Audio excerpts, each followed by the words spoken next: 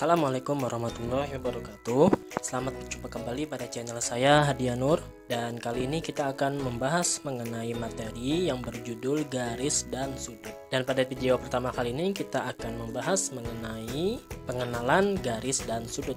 Nah, apa sih yang dimaksud dengan garis dan apa sih yang dimaksud dengan sudut akan dibahas secara jelas pada video berikut ini ya.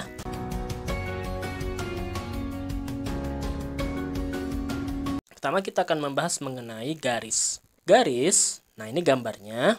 Ada garis AB. Garis ini adalah kurva lurus ya, yang tidak berpangkal dan tidak berujung.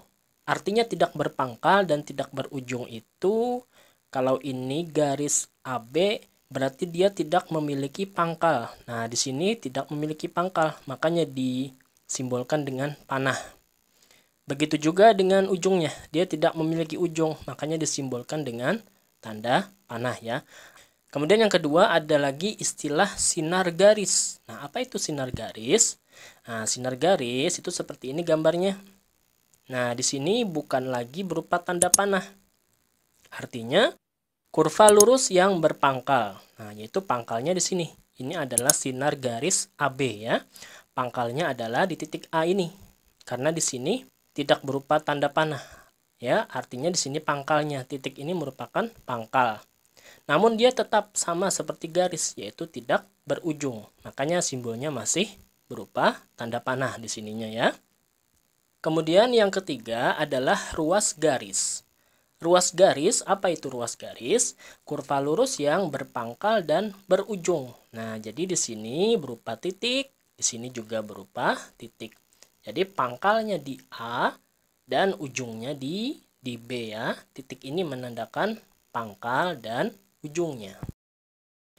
Catatan ya yang perlu diperhatikan, tanda noktah atau titik tadi dan anak panah pada gambar di atas itu bertujuan untuk memberikan gambaran tentang pangkal dan ujung kurva. Tanda panah dan noktah tidak selalu ada pada soal. Jadi ini cuma memberikan gambaran dan penjelasan saja ya mengenai pengertian garis, sinar garis, dan ruas garis ya.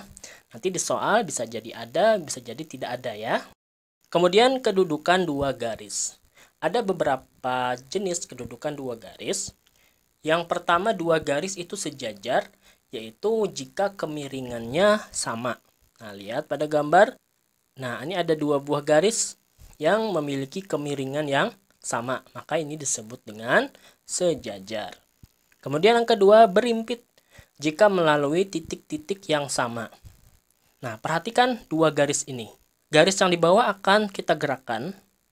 Nah, maka kedua garis akan menjadi satu.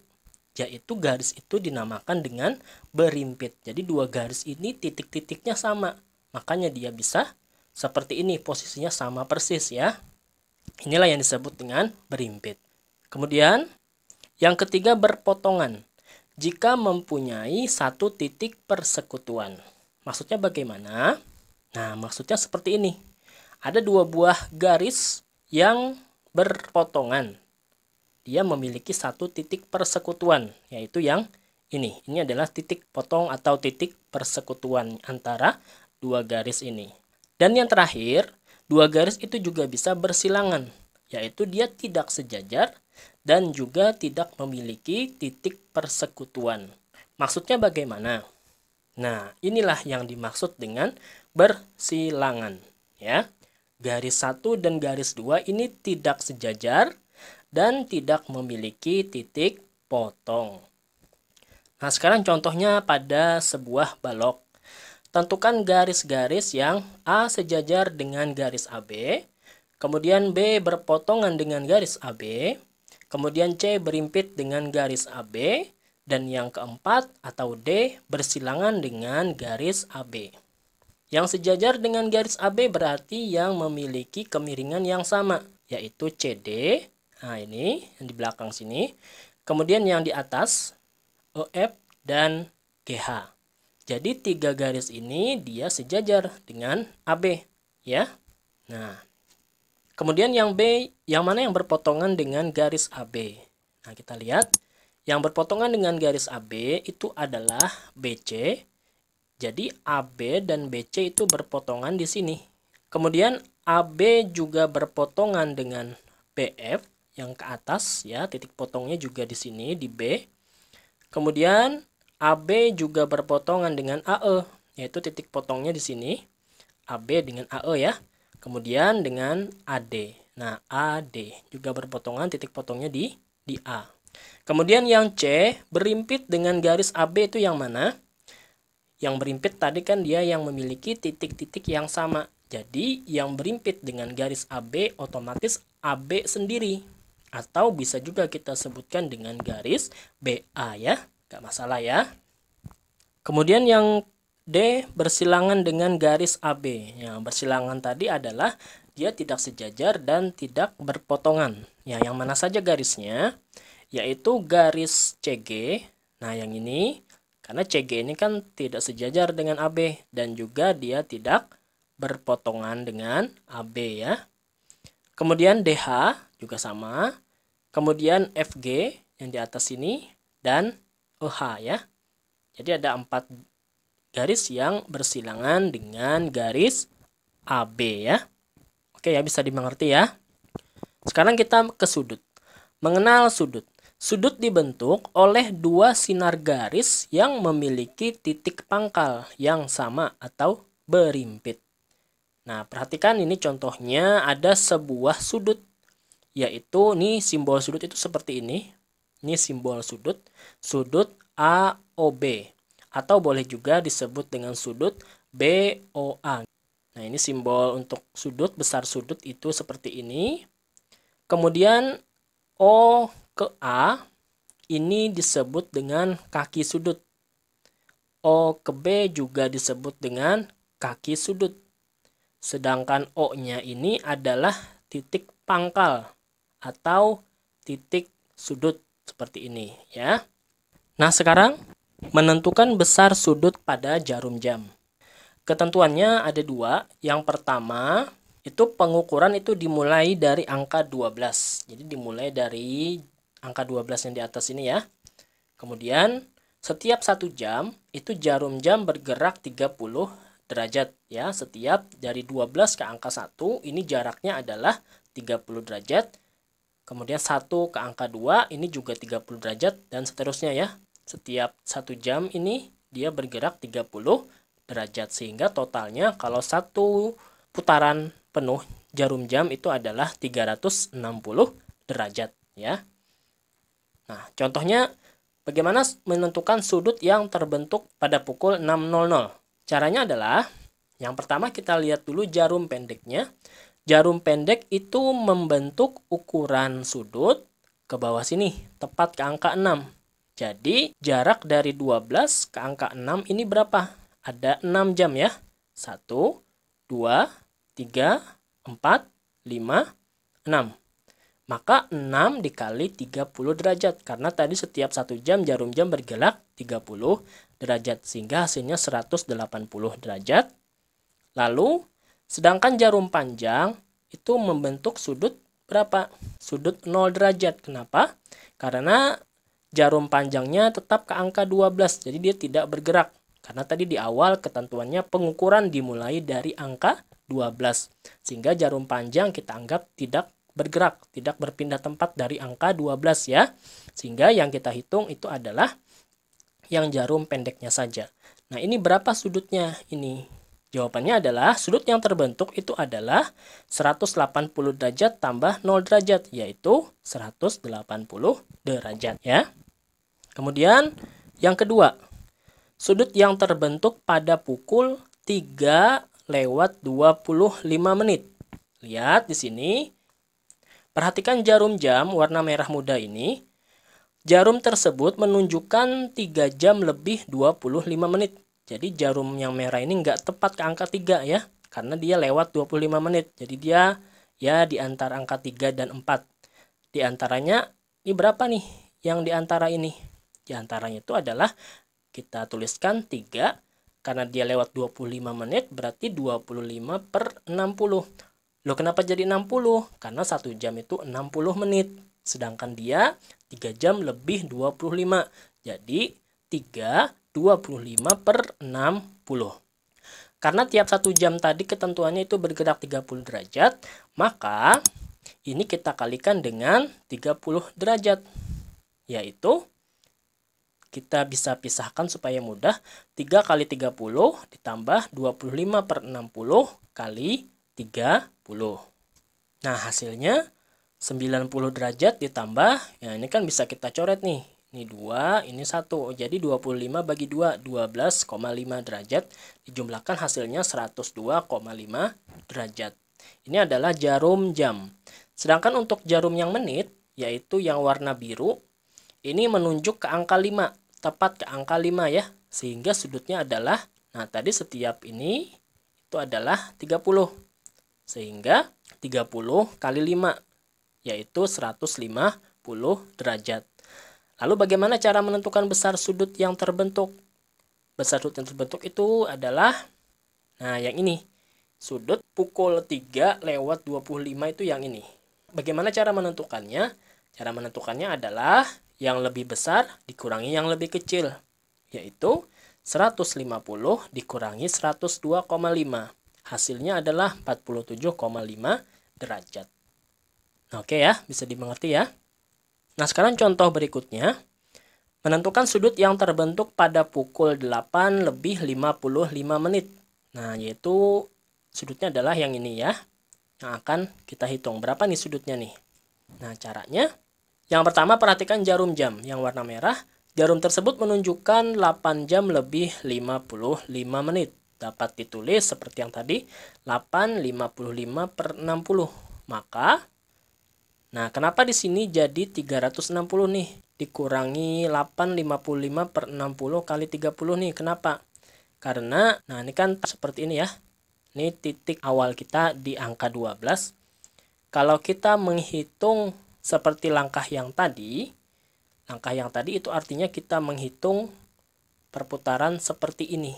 Nah, sedangkan yang akan kita hitung itu adalah yang kecil ini. Jadi lebih baik kita menghitung yang di sininya saja. Nah, caranya adalah karena satu putaran ini 360 derajat, maka kita bisa kurangkan 360 dikurangi besar sudut yang ini. Yang sudut yang ini itu adalah 8,55/60 kali 30 derajat. Ya, supaya ketemu nilai yang ini. Ya. Nah, seperti itu caranya ya. Jadi 360 dikurangi 8 kali 30 ditambah 55/60 kali 30. Nah, ini bisa kita coret. Hasilnya adalah 360 dikurangi, ini 240, ini bagi 2 berarti 27,5. Hasilnya 360 dikurangi 267,5 yaitu 92,5 derajat. Nah, sedangkan jarum yang menit yang warna biru itu menunjuk tepat ke angka 11. Sehingga besar sudutnya adalah, nah ini pergerakannya kita hitung ke sini saja karena lebih dekat. Nah, ini pergerakannya cuma 1 jam. Berarti 1 kali 30 derajat yaitu 30 derajat. Maka cara menghitung, cara menentukan yang ditanyakan adalah besar sudut yang terbentuk adalah kita kurangkan, yaitu 92,5 dikurangi 30. Hasilnya adalah 62,5 derajat. Nah, bisa dimengerti ya. Sekarang kita lanjutkan dengan jenis-jenis sudut.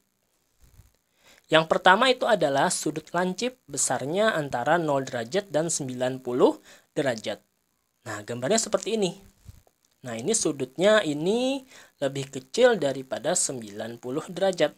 Kemudian yang kedua adalah sudut siku-siku, besarnya 90 derajat. Kalau digambarkan itu seperti ini.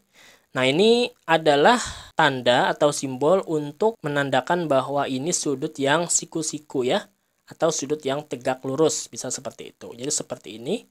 Atau ada juga di beberapa soal yang simbolnya seperti ini juga sama ya. Ini artinya siku-siku. Kemudian yang ketiga sudut tumpul, yaitu sudut yang besarnya antara 90 dan 180 derajat. Jadi besarnya seperti ini. Kemudian yang selanjutnya ada istilah sudut lurus yang besarnya 180 derajat. Nah, ini 180 derajat. ya, besarnya ini. Jadi sudut yang seperti ini itu dinamakan sudut lurus. Dan yang terakhir sudut refleks, yaitu besarnya antara 180 dan 360. Jadi kebalikan dengan sudut tumpul. Kalau yang di sini tadi sudut tumpul, maka yang sisanya inilah yang disebut dengan sudut refleks, yaitu yang besarnya 180 sampai 360 derajat. Nah, sekarang kita masuk ke hubungan dua buah sudut. Ada 3 hubungannya. Yang pertama berpelurus atau istilahnya suplemen dengan ketentuan alfa ditambah beta adalah 180 derajat. Nah, seperti ini contohnya. Berpelurus tadi kan seperti ini ya. Jadi alfa dengan beta ini karena sudut lurus itu adalah 180 derajat, maka alfa ditambah beta itu jumlahnya harus 180 derajat. Misalnya alfanya 50, berarti betanya 130 ya, supaya jumlahnya pas 180 derajat. Kemudian yang kedua, berpenyiku atau komplement. Nah, jumlahnya tadi sudut yang siku-siku kan 90 derajat. Jadi kalau ada dua sudut alfa dengan beta berpenyiku, berarti jumlah alfa dengan beta itu harus 90 derajat. Misalnya alfanya 30 derajat, berarti betanya harus 60 derajat ya, supaya jumlahnya 90 derajat. Dan yang ketiga adalah bertolak belakang. Alfa dengan beta ini namanya bertolak belakang. Nah, bertolak belakang ini sudutnya sama. Kalau alfanya 100, berarti betanya juga 100 ya. Demikian juga yang di sini. Sebelah sini juga bertolak belakang dengan yang di sebelah sini. Jadi kalau misalnya di sini 70, otomatis di sini juga 70 ya. Nah, sekarang kita ke contoh soal. Misalnya ada ruas garis AF dibagi menjadi 5 bagian sama panjang seperti gambar di bawah. A sampai F kita bagi menjadi 5 bagian. Hitunglah perbandingan antara panjang AE dan CF. AE berarti dari sini sampai sini. Ada berapa bagian? 1, 2, 3, 4. Sedangkan C ke F berarti ada berapa? 1, 2, 3. Maka perbandingannya adalah 4:3. Ya. Kemudian contoh soal kedua.